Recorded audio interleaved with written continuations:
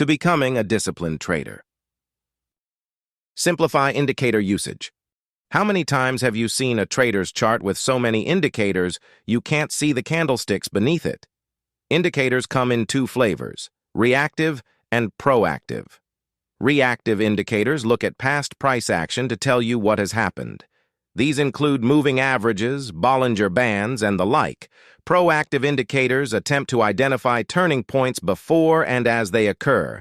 These include oscillators, divergences, stochastics, and the like. Some traders will break these down further into volatility and support and resistance indicators. Whether you use 2 or 4 groups, if you use multiple indicators from one group, ask yourself whether they individually provide value or need to be used together for a strategy to work. Quite often, traders find they have overlapping indicators that function similarly. Excess indicators not only clog up your screen, but they can also slow down a platform's performance and gunk up your analysis. Look for them during your scheduled reviews and consider removing ones you find unnecessary.